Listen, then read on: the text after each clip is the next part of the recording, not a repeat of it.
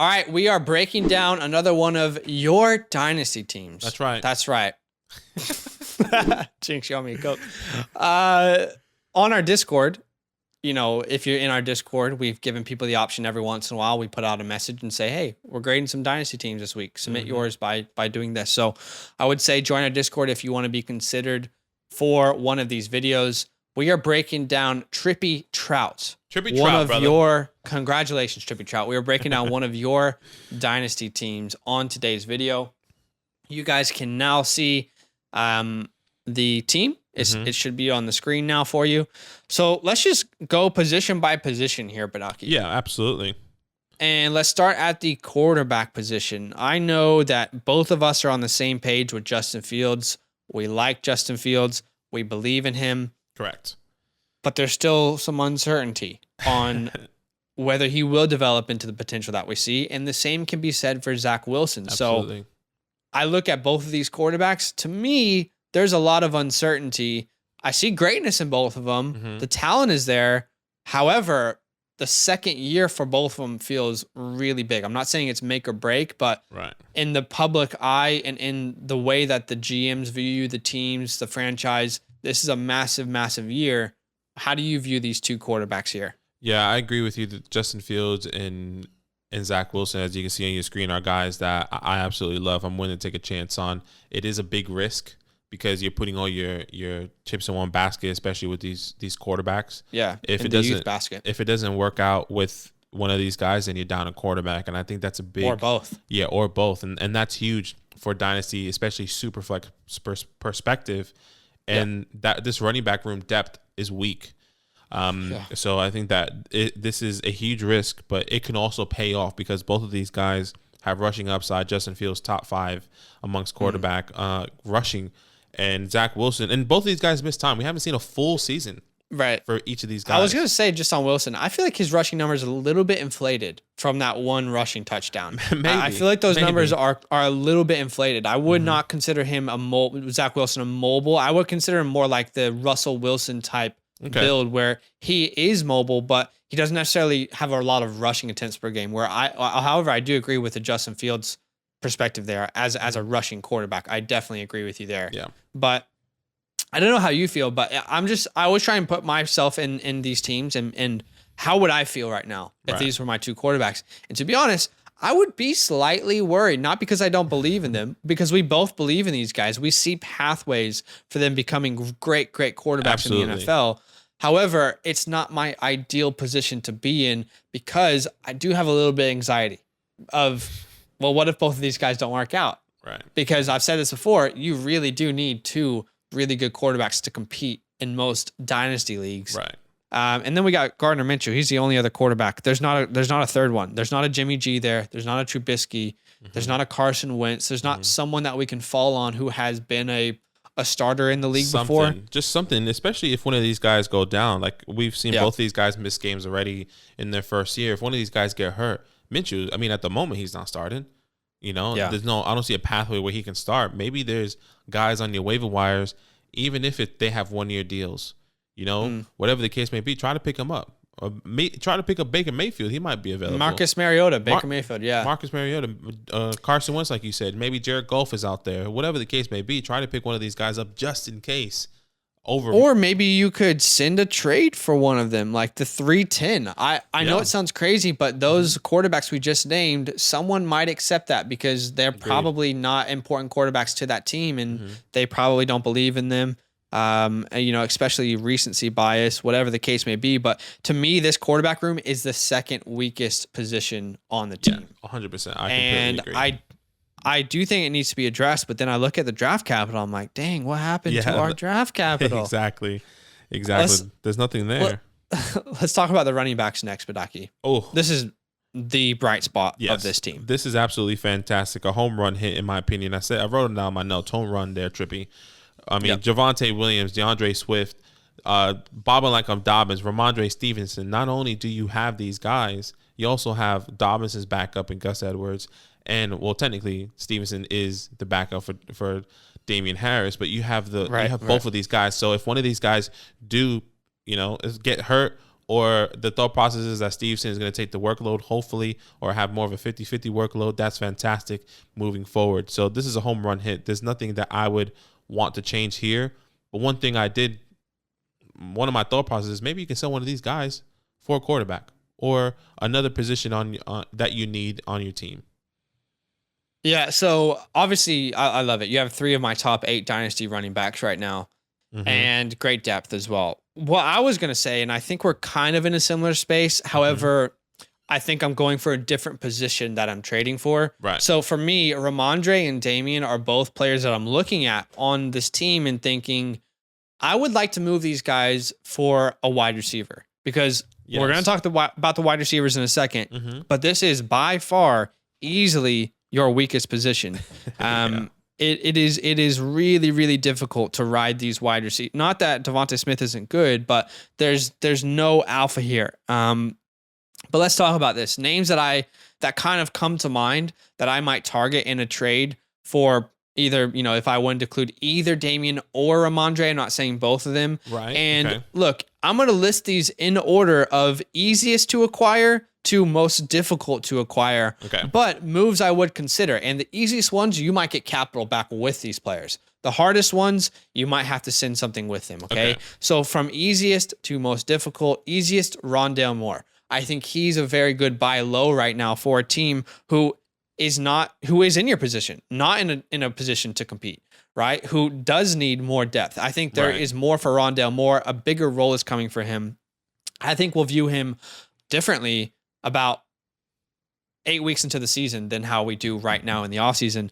Christian Kirk is a name I would look at. Kadarius Toney with Daboll coming in. Juju Smith. I made this last night, and then the Juju news came out this morning, so I don't know how possible that is, but look at it. Michael Gallup is interesting. Rashad Bateman and Hollywood Brown. If I could somehow flip Ramondre or Damian for Hollywood Brown, I'm doing that in a heartbeat. And it instantly helps your roster, your overall roster. And honestly, for Ramondre or Damian, you might consider trying to get an early second, a 201 to a 204. Maybe that's possible with one of these guys. I think so as well. And you could maybe target a Sky Moore, a David Bell, a Christian Watson, Olave, Dotson. So for me, I'm looking to make one of those moves with those running backs. I'm not so certain that you're going to be able to improve at quarterback with those guys, but you could get a depth piece. Absolutely. What do you think about that approach that I just brought up? It's fantastic, and that was the thing I was going to say as well. With one of these running backs, you could get a quarterback or a wide receiver. And I agree, these pieces with Smith and Mooney could be a little bit hard to kind of build with, but what all these names, as Zach said, is fantastic that you can get. Not only if you trade a Damian or Ramondre Stevenson for a second, you still have that 109 where the opportunity and expectations that maybe you should use that draft pick for a wide receiver. Maybe that's probably the best option, whether that is all the names that Zach said already. Chris Olave, David Bell, Christian Watson, Jameson Williams, Jahan Dotson, all these guys can go from, depending on where they land, can go from the 109 all the way down to the 204. And that's if you can trade one of those running backs to get from the 201 to the 204, then you get two. The expectation is that you can get 2 top rookie wide receivers in this draft because of two guys with upside at least. Yeah. Because it's not as if your team is in a position where you can really mess up the draft. I mean, this is not a team that's in a position to compete. Excuse me. Like, we're not going to compete. Let's just be honest at this point. Our running backs are in that position, but we as a team, we are not there just yet. And, on Devonta Smith, Darnell Mooney, these are guys that I love. Obviously, Devonta Smith is the better wide receiver here, but I more prefer him as the third wide receiver on my squad, not my one at this point. Right. And Mooney, I prefer him as my 4th wide receiver. You guys know I'm very into heavy wide receivers to start my drafts in startups. So for me, wide receiver is crucial for the longevity of my dynasty team. And right now, this is a really weak spot. So this is important for me to look at addressing. But just quickly, you're right. I mean, we could make a move. We could move Damian or Ramondre for an early second, and then we could get the first. And all of a sudden, now we have George Pickens, Chris Olave. Yeah. We have George Pickens, Sky Moore. Jahan Dotson, Christian Watson, Jameson Williams. We have 2 wide receivers that we can now pop into our wide receiver spots and hopefully start to build from there. Mm-hmm. Keep going. Sorry, what were you gonna say? I was gonna say it's actually really crucial as well, because if you see on the screen, you're in a 3 wide receiver league with 2 flex spots. So having wide receiver depth is actually so important. And, having a deep wide receiver room is so important. Your running backs are set. You drafted maybe for a 2 wide receiver league in a 1 flex spot. That's what it looks like, because maybe that would have been like, you know what, that's okay. Put that guy in the flex. But I think both Zach and I prefer a wide receiver in those flex spots, especially in those flex spots. Agreed, yeah, for sure. Especially in a PPR league, receivers are always bound to get more receptions, obviously. But I almost wonder, looking at your draft capital, I'm just curious if you made moves to acquire one of these running backs. If you had to give up other pieces on your team, whether it be wide receivers, and maybe, again, I don't know what happened. I don't know how old this league is. I'm assuming it's relatively new, but to me, this points again to the importance of knowing your rosters, right? Know what your roster is when you're drafting, when you're making trades, because if I only have to start 2 running backs, it is much easier for me to then know that I need to focus on wide receivers, because in this league, you can start 5 wide receivers. Yeah, exactly. And to be honest, there's only one I really love starting here in Devonta Smith. I like Mooney, but there's still question marks there. And, there's no one on the bench that I'm excited about as a wide receiver. I will say this. The 2 names that I looked at and I thought, hold these guys at the wide receiver position, Terrace Marshall and Van Jefferson. Terrace, because I do believe he's a talented wide receiver. And if Kenny Pickett comes in, and if, let's say Robbie Anderson is moved, like there are talks that we've heard, then Terrace could fill that wide receiver 2 role. I do think he's talented enough to do something in the NFL.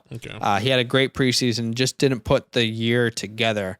And then for Van, if he's the 3rd guy in that Rams offense, that's a valuable wide receiver. Yeah. So I think that's okay. And I think maybe the last thing I would want to say, in a desperation move, if you really wanted to move anyone on your team, I am happy, depending on if you drafted him or what the value you got. If there was one running back I wanted to trade away, it would probably be J.K. Dobbins. Even though we did speak about the Damian Harris and Ramondre Stevenson, if you were trying to get that first round draft capital in this year, or even in the 2023 draft class, or even like a solidified elite wide receiver, something like that, the one person, if you were to trade anyone that is of value, a tremendous value, I guess you can say, of this team, it's probably J.K. Dobbins. And you can still throw in Gus Edwards and be like, bro, I'm giving you J.K. and the handcuff. Throw me a wide receiver, that one of those wide receivers Zach said, and maybe an early second, or whatever the case may be. And maybe that's something. It just talks, throwing out, spitballing something for you, just so you can get some opportunity. I think that's a good idea, considering you only have to start 2 running backs here, guys. In this roster, and you do have enough depth to rotate out without Dobbins. The only issue is, don't sell Dobbins unless you do get proper value. Don't undersell him just to move him, because there are people who are high on him. He's looked at very differently by different people because of the injury. So make sure you get proper value. And, I have him as my RB7, I think, in Dynasty. What do you have Dobbins at? Because you should get proper value. Yeah, I have him as my top 10. He's in my top 10 for sure. I think it's RB9 that I have him for J.K. Dobbins. So that is a above average, almost elite running back. You need to get return on that. So, I'm thinking about wide receivers, like maybe a Michael Pittman comes to mind. Yeah. Could be a deal that you could explore. I'm just off the top of my head, Michael Pittman. I Elijah Moore, maybe you get a piece. I don't know what that looks like, but even maybe a DJ Moore you consider. I think you might be able to get more than just DJ Moore in that deal. I don't know. We'll have to kind of look at what that looks like. Let's finish on the tight end position. Okay. You're set. Yeah, it's fantastic. Pat the Dragon, a young tight end that can go anywhere, and you have Gronk as well. The expectation is that he's going to get re-signed with the Tampa Bay Buccaneers. Maybe there's a time where you can sell him mid-year. Yeah, great. That's probably the best case scenario. Good tight end. Maybe you can get a tight end in this draft as well, because you do have the 310. Maybe not saying McBride is going to fall there, but maybe one of these guys is there. Yeah. You know, a Woods or Cole Turner, whatever the case may be. Wherever these guys land, maybe you can get one of these guys there, because I think that second tight end is crucial just to have just in case. Because after this year, Gronk is going to be gone, in my opinion. I agree. I would definitely consider trading Gronk. I would consider flipping him. And, you know, if we wait till midseason and he has that Brady connection, maybe you can get a mid to late second for him. That's something I would be looking to doing. Agreed. However, something I'm super curious about, and we don't have the context of this, I would like to know how we got to this point with our draft capital. Okay. We don't have our second round picks for this year and for next year. And I honestly expected, when I looked at the team before seeing the capital, normally we see more capital with these kind of teams because they've made moves to set themselves up for this draft, for future drafts. So again, I'm just curious what happened to the capital. Looks like, for me, the first and second pick of this team is either Fields, is Javonte Williams and Fields. That's the thought process. Right. You know, and then maybe we just went too running back heavy in the startup. But again, where did those seconds go? Because the team this isn't a complete team. I think we can all look at this and say it's not a complete team. So I'm wondering what moves we made, but you know, we won't have context on that. If anything, it just goes to show that if you're going to build a futuristic team, don't undervalue draft capital. Right. You should really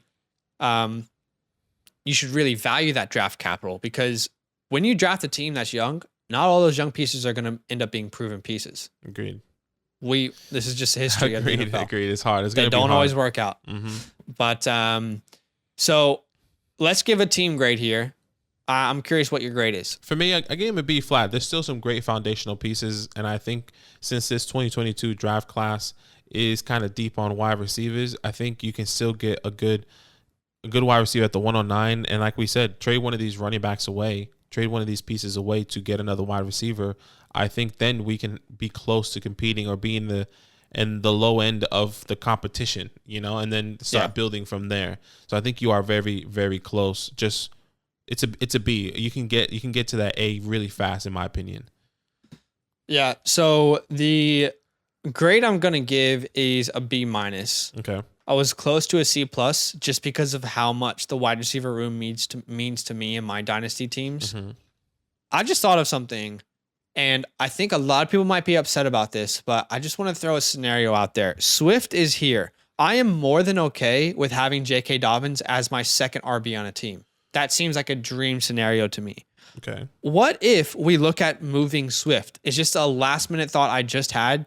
If I can move Swift and get a CeeDee Lamb, if I can go out and get a AJ Brown, these are moves that I think you might be able to accomplish. And then all of a sudden your starting lineup looks like Javonte Williams, J.K. Dobbins, AJ Brown, Devontae Smith, Darnell Mooney. And then you can use that first round pick to get another wide receiver. And then you still have good running back depth.